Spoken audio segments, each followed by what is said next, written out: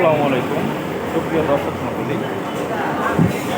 সেবামূলক যে প্রতিষ্ঠানগুলো আছে ওয়াসা, তিতাস, ডেস্কো, সিটি কর্পোরেশন, ভ্যাটের অফিস, ট্যাক্সের অফিস, যেখানে রেগুলার বাংলাদেশের নাগরিকরা যাতায়াত করে তাদের সার্ভিসের জন্য, এই প্রতিষ্ঠানগুলোতে শুদ্ধি অভিযান চালানো দরকার, খুবই জরুরিভাবে দরকার।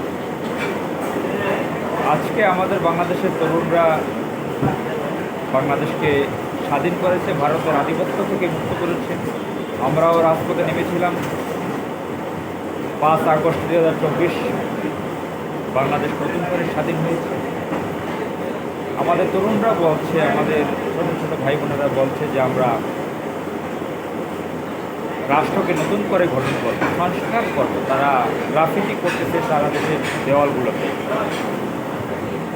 এখন যেটা দরকার, জরুরিভাবে এই সেবামূলক প্রতিষ্ঠানগুলোতে শুদ্ধ অভিযান চালানো দরকার। এখানে এই তরুণদের উপস্থিতি থাকা দরকার, তাদের সম্পৃক্ততা দরকার।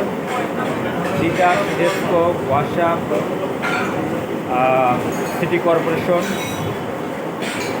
ভ্যাট, ট্যাক্সের অফিসগুলো, যেখানে নিয়মিত কোটি কোটি মানুষের যাতায়াত, এই জায়গাগুলোতে খুব দ্রুতভাবে ব্যবস্থা নেওয়া দরকার। এখানে বাংলাদেশের কোটি কোটি মানুষ হয়রানির শিকার, হেনস্থার শিকার এবং তাদের পকেট ক্ষতি হয়। এই সেবামূলক প্রতিষ্ঠানগুলো থেকে প্রতিদিন শত শত কোটি টাকা ঘুষ উঠছে এবং মানুষ হয়রানির শিকার হয়।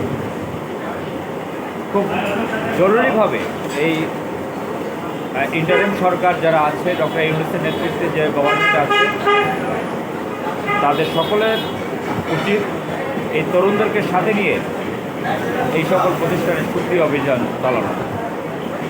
আসসালামু আলাইকুম।